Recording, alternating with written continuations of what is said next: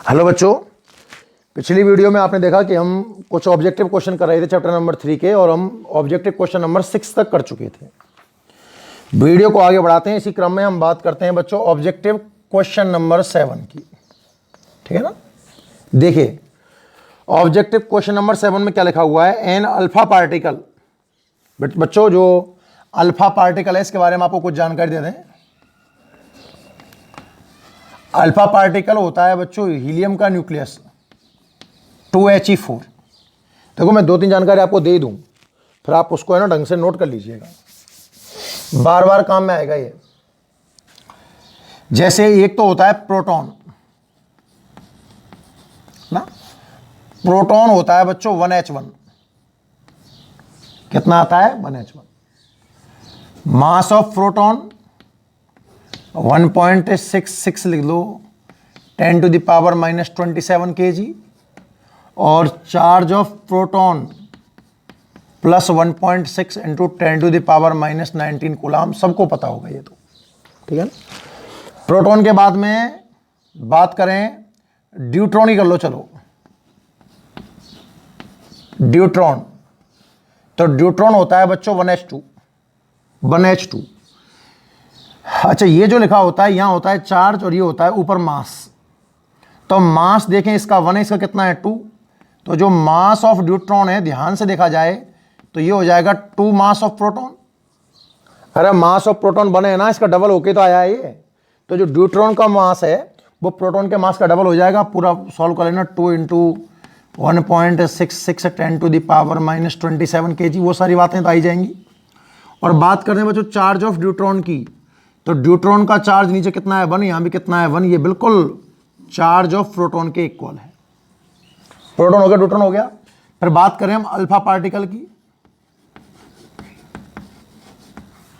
Alpha particle होता है बच्चों हीलियम का न्यूक्लियस बोले तो 2He4। अब मैं मास ऑफ अल्फा पार्टिकल की बात करूं तो ये प्रोटॉन बने यहां कितना है 4 टाइम है ये प्रोटॉन के मास का। और मैं बात करूं बच्चों चार्ज ऑफ अल्फा पार्टिकल तो ये 2 टाइम है चार्ज ऑफ प्रोटॉन का।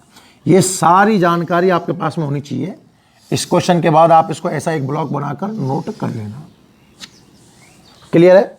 अब क्वेश्चन पढ़ते हैं।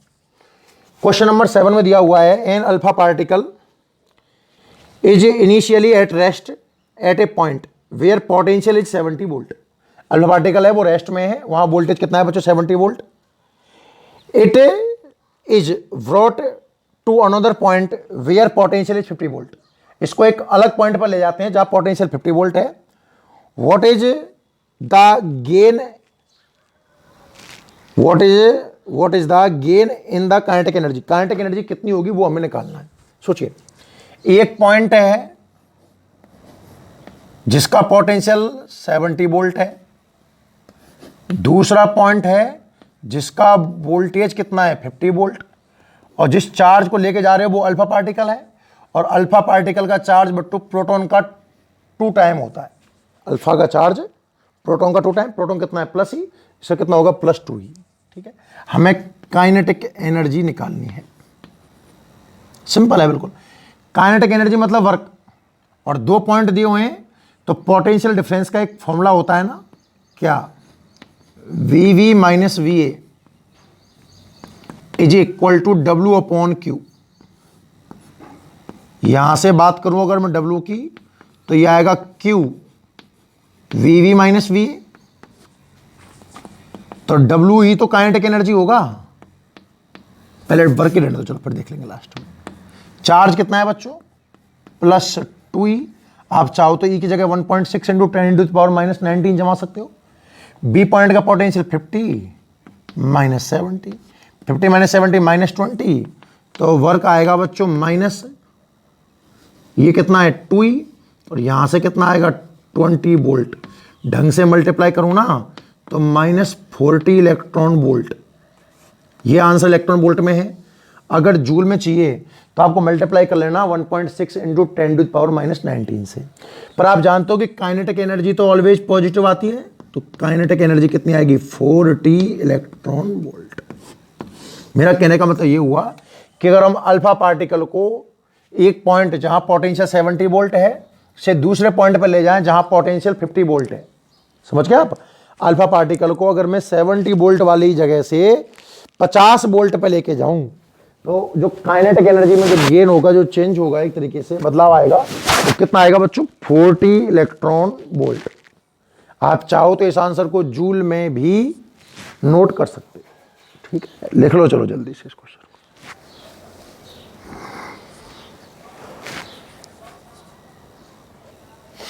नोट करो भाई, चलो जल्दी से।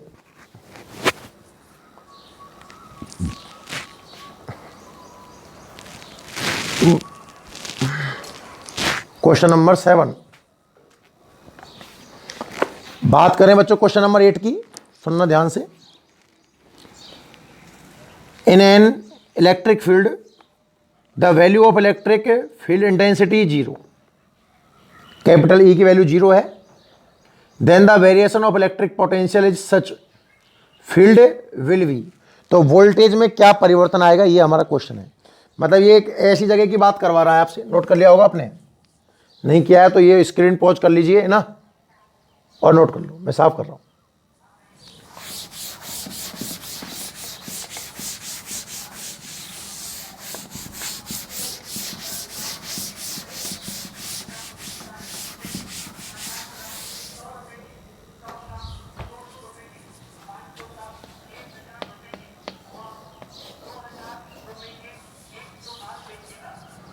क्वेश्चन नंबर 8 क्या बोल रहा है?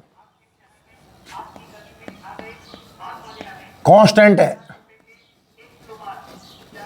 इलेक्ट्रिक फील्ड कैसा है बच्चों? कांस्टेंट है।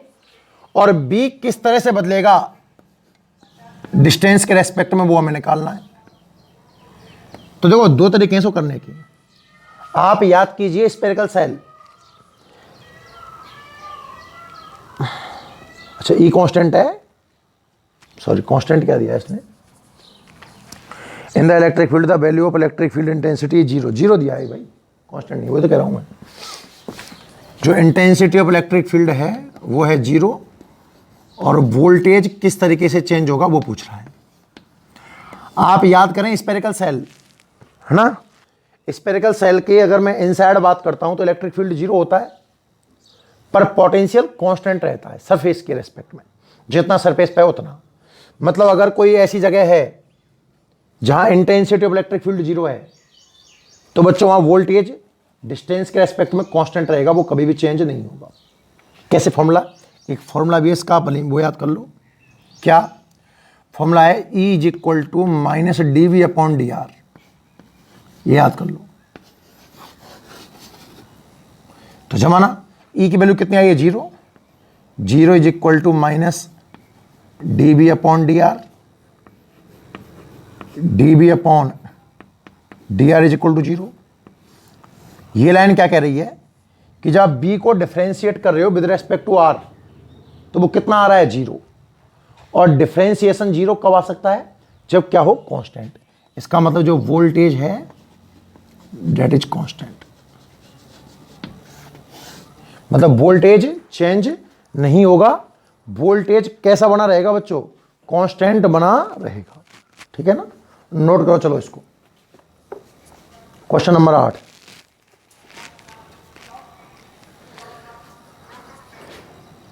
नेक्स्ट लिख लिया ये। नेक्स्ट बात करें क्वेश्चन नंबर 9 की। क्वेश्चन नंबर 9 की सुनो, ये क्या कह रहा है? टू चार्ज कंडक्टिंग स्फीयर, देखो इसमें साफ करता हूं, दोनों को मैं एक साथ लिखाऊंगा। ऐसा क्वेश्चन हम पहले कर चुके, कुछ याद आएगा, देखिए इरेज कर दूं ना इसको। क्वेश्चन नंबर 9 देखिएगा आप भाई। क्वेश्चन नंबर 9 क्या बोल रहा है कि क्वेश्चन नंबर 9 में कि two charge conducting sphere having radius r1 and r2, दो स्फीयर हैं कंडक्टर, पहले की रेडियस मान लीजिए आप r1 और दूसरे की रेडियस मान लीजिए आप r2, r1 and r2, having same surface charge density, इनकी सरफेस चार्ज डेंसिटी सेम है। इसकी मान लीजिए सिग्मा 1, इसकी मान लीजिए सिग्मा 2, तो बच्चों सिग्मा 1 किसके बराबर दिया हुआ है, सिग्मा 2 के बराबर दिया हुआ है। आगे बढ़िए, कहाँ चला गया, question number 9। Two charge a conductor having radius r1 and r2 having same surface charge density if electric potential at their centre are v1 and v2 respectively, then value of v1 and v2, v1 ratio v2। इनका voltage v1 v2 है, तो हमें v1 और v2 का ratio निकालना है। और question number 10 क्या बोल रहा है, ये सुनना। क्वेश्चन नंबर 10 बोल रहा है, 10 थोड़ा अलग है ना, ठीक है। देखो क्वेश्चन नंबर 9 समझना ध्यान से। दो स्पेयर हैं r1 r2, surface charge density sigma 1 sigma 2 equal है, b का रेशियो चाहिए। तो कई तरीके हैं इसको करने के। कैसे, आप याद करो b का एक सूत्र तो होता है KQ/R, पिछली वीडियो में चर्चा की थी मैंने। ये फॉर्मूला है बच्चों इन टर्म ऑफ चार्ज। और एक और आया था, याद करो, Q को मैंने जमाया था सिग्मा बराबर Q/A, Q सिग्मा ए जमाया था सिग्मा 4πr², एक r से r कट गया था, ये फॉर्मूला बन के आया था। b के दो फॉर्मूले हैं। जब चार्ज की बात करता है तो KQ/R काम में लोगे, और सरफेस चार्ज डेंसिटी की बात करता है तो K सिग्मा 4πr काम में लोगे, ठीक है। आपको चाहिए B1/B2, तो B1 कितना, देखो K तो K ही रहेगा भाई, बदल नहीं सकता, दोनों में आ जाएगा। इसमें सिग्मा 1 बराबर रख दो, चलो 1 2 रहने दो, क्योंकि सिग्मा कॉन्स्ट बराबर है। सिग्मा 1 सिग्मा 2 दोनों को सिग्मा मान लिया मैंने, ये लो 4 4 ही रहेगा, पाई पाई ये रहेगा, बस ये r1 और ये r2। सिग्मा 4π से सिग्मा 4π कट गया, तो B1/V2 कितना बनेगा, r1/। ये सवाल तो कब बनता है, जब सरफेस चार्ज डेंसिटी कांस्टेंट है। याद है ना, ऐसा क्वेश्चन हमने इलेक्ट्रिक फील्ड में कर चुके हैं। मैं मेरी तरफ से क्वेश्चन ऐड कर दूं, अगर वोल्टेज सेम होता, दोनों कंडक्टिंग स्पेयर थे, इसकी रेडियस r1 है, इसकी रेडियस r2 है, चार्ज अगर इक्वल होता Q1 एंड Q2, और बोलता है कि Q1 और Q2 बराबर हैं, और इनके सेंटर पे आपको B1/V2 का रेशियो चाहिए। अब बच्चों आप जो वोल्टेज का फॉर्मूला लगाते हैं ना, वो लगाते हैं इन टर्म ऑफ चार्ज, और चार्ज के टर्म में वोल्टेज का फॉर्मूला होता है KQ/R। K constant, Q constant, मतलब inversely proportional to R।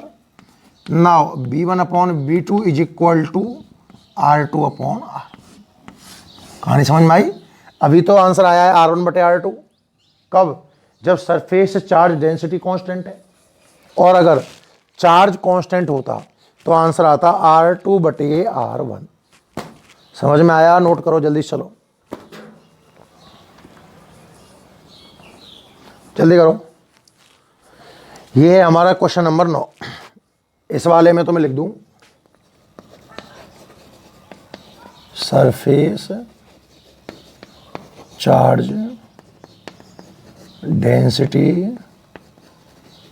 Constant है, और इसमें बच्चों चार्ज कांस्टेंट है। नोट कर लो, चलो नेक्स्ट। साफ कर दें, क्वेश्चन नंबर 9 हो गया सबसे। स्क्रीन पॉज करके नोट कर लेना भाई, ठीक है।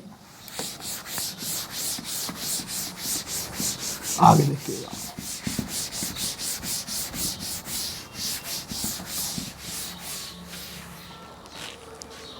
आप देखिएगा objective question number 10।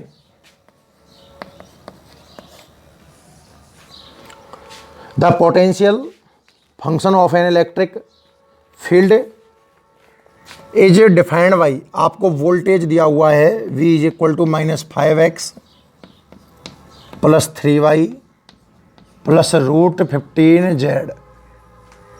Electric field intensity at a point XYZ will be. देखो ध्यान से समझना, एक जनरल मेथड बताऊं। जब आपको बच्चों वोल्टेज दिया हो इन term of x, y and z, समझना पैटर्न क्या है, और इंटेंसिटी ऑफ इलेक्ट्रिक फील्ड आपसे फाइंड आउट करवाए।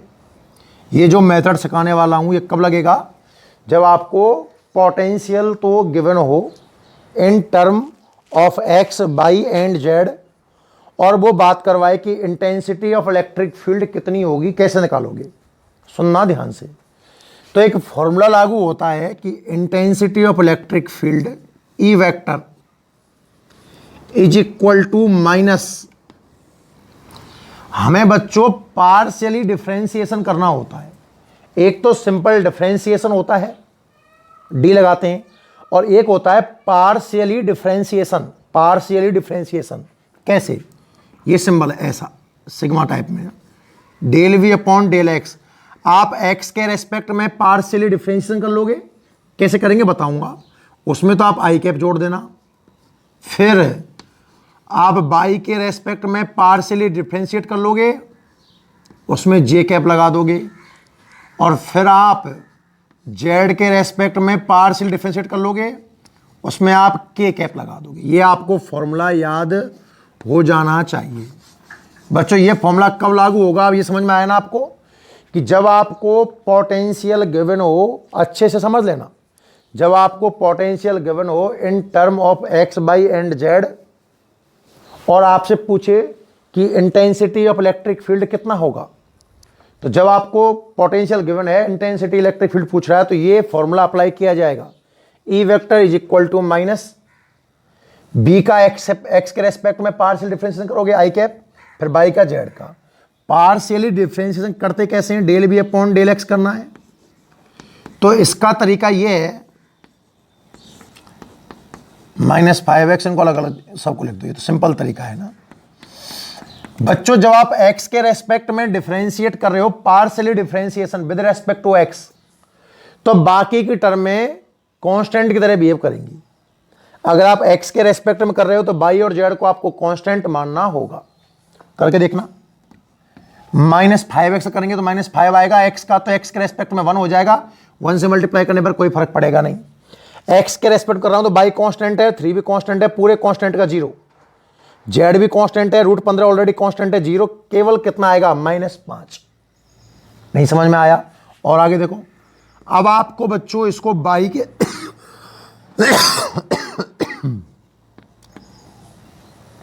बाई के रेस्पेक्ट करना है, तो x और z कांस्टेंट, ये कांस्टेंट 0, 3 बाई का आ जाएगा कितना 3, इसका भी 0। फिर z के रेस्पेक्ट में देखा जाए, ये 0 ये 0, इसका आ जाएगा √15।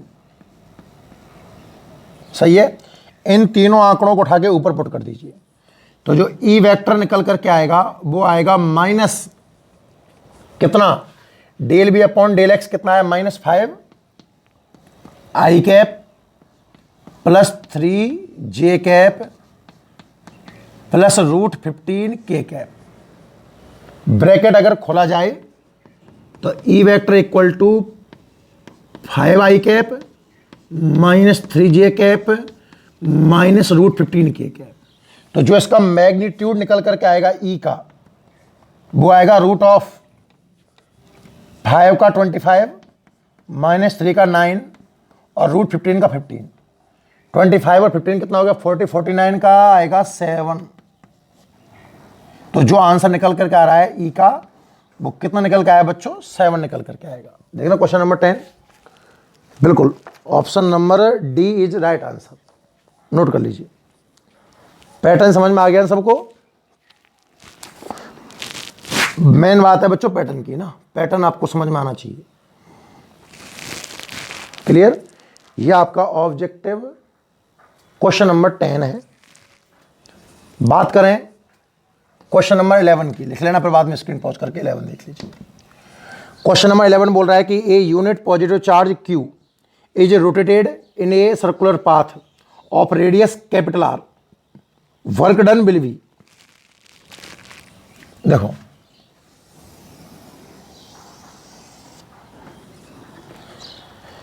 ए यूनिट पॉजिटिव चार्ज मतलब वो कह रहा है कि यहां पर हमारा एक चार्ज है Q, सेंटर पर रखा हुआ है ऊपर, और यूनिट चार्ज मतलब 1 कूलाम को आप एक सर्कुलर पथ पर घुमा रहे हो। ध्यान सुनना, आपका कैपिटल Q चार्ज तो सर्कुलर के सेंटर पर रखा हुआ है, और यूनिट चार्ज को आप सर्कुलर पथ में इसके चारों ओर रोटेट कर रहे हो। बोल रहा है इसमें वर्क डन कितना है, वर्क डन कितना है, ध्यान से देखिएगा।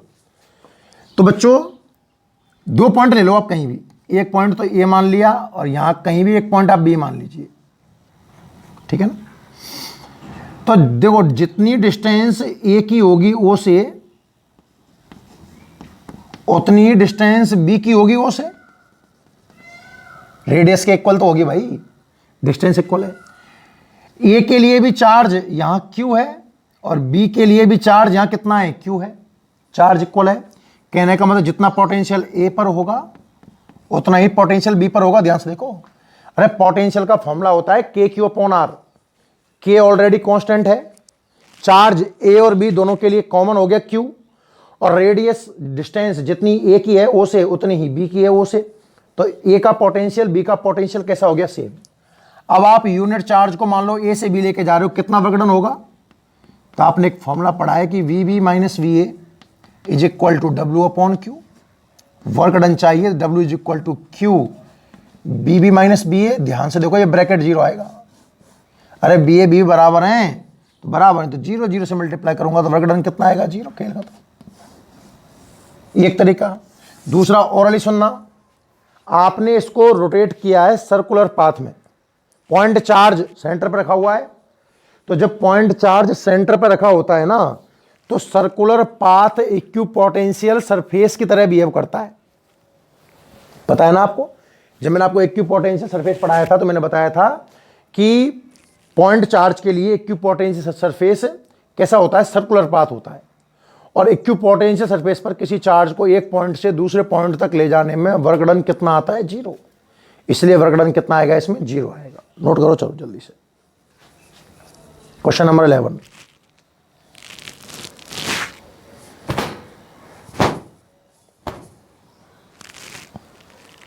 ठीक है, बढ़े आगे।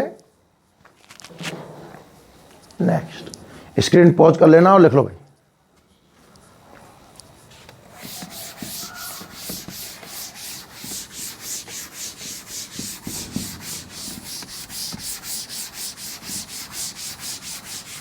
नेक्स्ट बात करते हैं ऑब्जेक्टिव क्वेश्चन नंबर 12 के बारे में।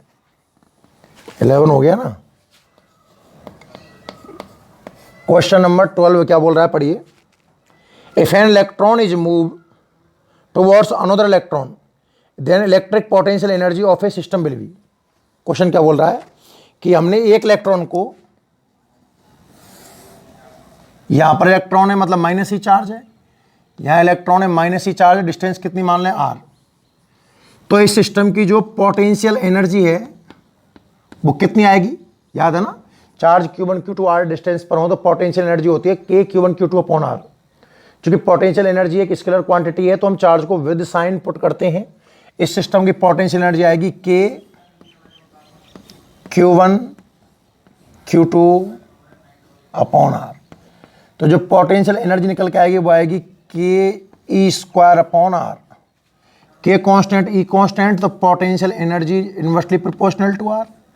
बोल रहा है जब एक इलेक्ट्रॉन को दूसरे इलेक्ट्रॉन की ओर लेके आए, मतलब आपने जो R है वो डिक्रीज किया है, तो पोटेंशियल एनर्जी क्या हो जाएगा बच्चों, इंक्रीज। मेथड नंबर 1 समझ में आया सबको। हमने एक इलेक्ट्रॉन लिया, दूसरा इलेक्ट्रॉन लिया, डिस्टेंस कितनी ली, R। इस सिस्टम की पोटेंशियल एनर्जी मैंने निकाली, कितनी आई, K E square upon R। और आप R को कम करोगे, डिक्रीज करोगे तो पोटेंशियल एनर्जी इंक्रीज हो जाएगी। और वैसे भी आपको याद होगा लाइक चार्ज को जब हम एक दूसरे की ओर लेके आएंगे पोटेंशियल एनर्जी बढ़ेगी। इसी में एक क्वेश्चन मैं कराता हूं मैं अपनी ओर से।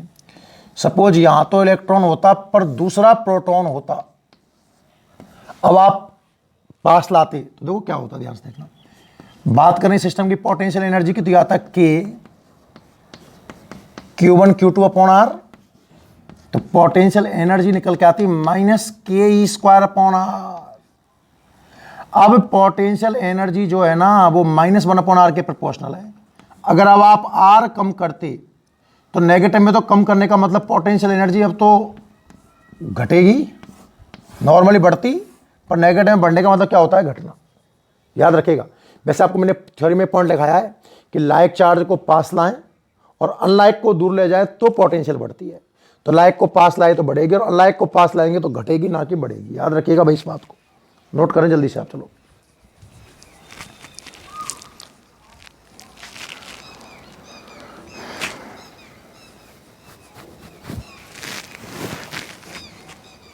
ठीक है, ये था आपका क्वेश्चन नंबर 12। नेक्स्ट बात करते हैं हम क्वेश्चन नंबर 13 के बारे में।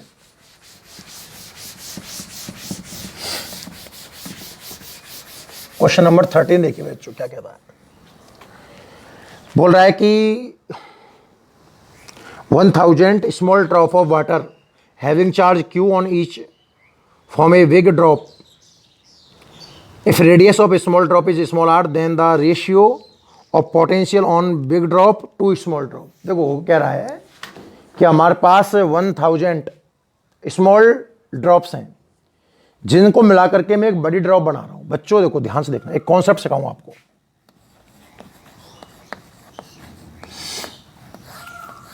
जब छोटी छोटी ड्रॉप, ये छोटी छोटी ड्रॉप है जिनका चार्ज मान लो स्मॉल क्यू है हर एक का और रेडियस स्मॉल आर है, ऐसी एन ड्रॉप, कितनी ड्रॉप, एन ड्रॉप अगर मिलकर एक बड़ी ड्रॉप बना दें, एक ड्रॉप बना दें, इसका चार्ज कैपिटल क्यू मान लो और इसकी रेडियस कैपिटल आर मान लो। भाई स्मॉल ड्रॉप है तो स्मॉल लेटर मान लिए, कैपिटल ड्रॉप है तो कैपिटल लेटर मान लिए।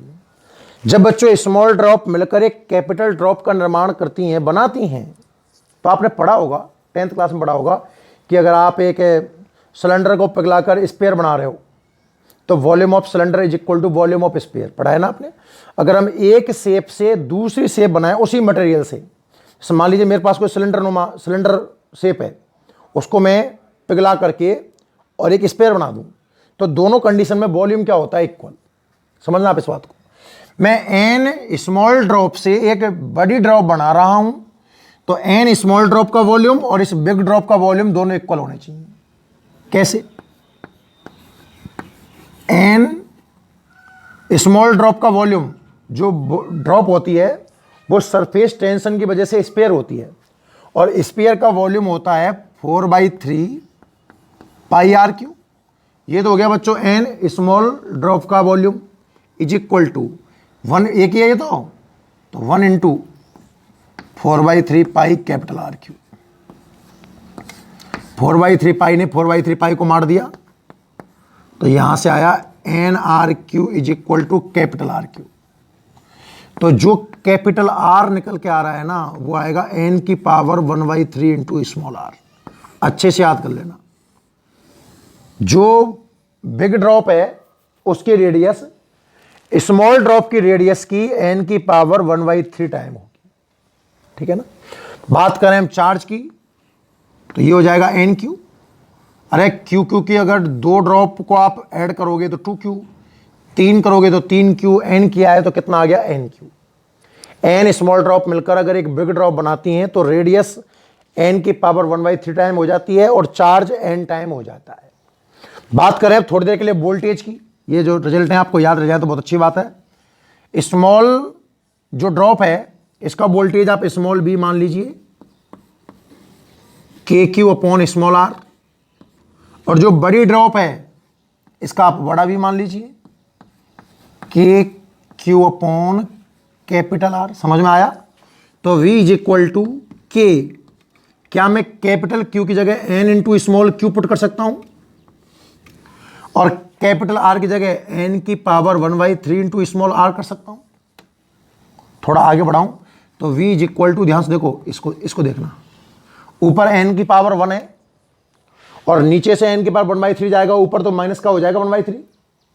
भाई ऊपर n की पावर 1 बैठा हुआ है ना, और नीचे से 1/3 गया तो माइनस का हो गया, 1 माइनस 1/3 हो जाएगा बच्चों 2/3। तो यहां से आएगा n की पावर 2/3 और जो बच गया ना k के अपॉन स्मॉल, इसको हम स्मॉल v जमा देंगे तो वोल्टेज n की पावर 2/3 टाइम हो जाएगा। ये आप अच्छे से याद कर लें।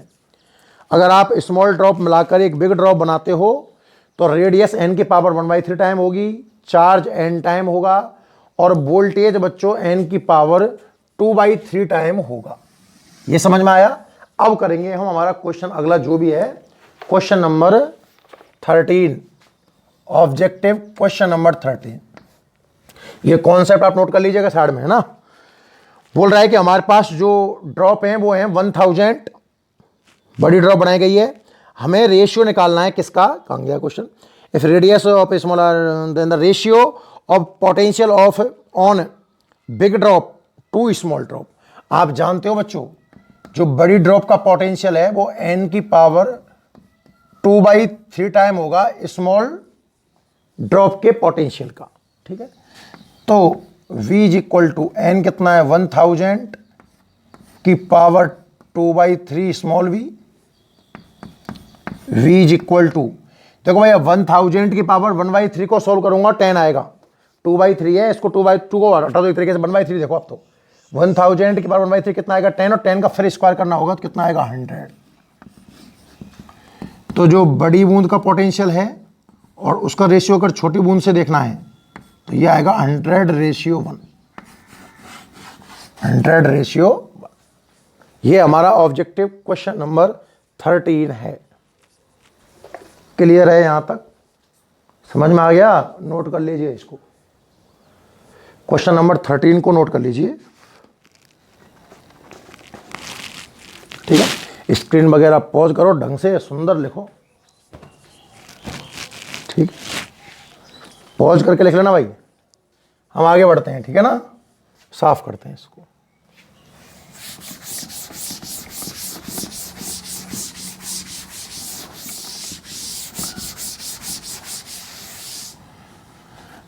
क्वेश्चन नंबर 14 देखिएगा, लास्ट 2 क्वेश्चन है आज के वीडियो के।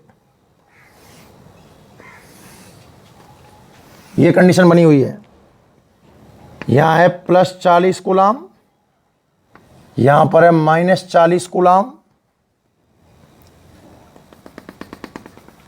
ये पॉइंट है Q, ये पॉइंट है P, स्मॉल a और स्मॉल a।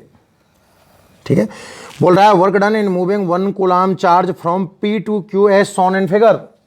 ध्यान से देखिए बच्चों, भैया ये स्मॉल a है, इसका मतलब ये मिड पॉइंट है। पहली बात तो 1 कूलाम चार्ज को आप P से Q मूव कर रहे हो। अब ध्यान से देखिए, ये एक इलेक्ट्रिक डाइपोल है। पहली बात तो मैग्नीट्यूड सेम है, साइन कैसे हैं अपोजिट, और ये जो PQ है ना, ये इक्वेटोरियल कंडीशन है इलेक्ट्रिक डाइपोल की। अब पहले सवाल समझे ध्यान से, जो 2 चार्ज हैं +40 कूलाम और -40 कूलाम, ये मिलकर एक इलेक्ट्रिक पोटेंशियल क्रिएट कर रहे हैं। और चूंकि दोनों डिस्टेंस A और A इक्वल दी हुई हैं, तो जो PQ है वो एक तरीके से मिड पॉइंट है और परपेंडिकुलर है, मतलब इक्वेटोरियल कंडीशन है। मैं लिख दूं कि चूंकि PQ इज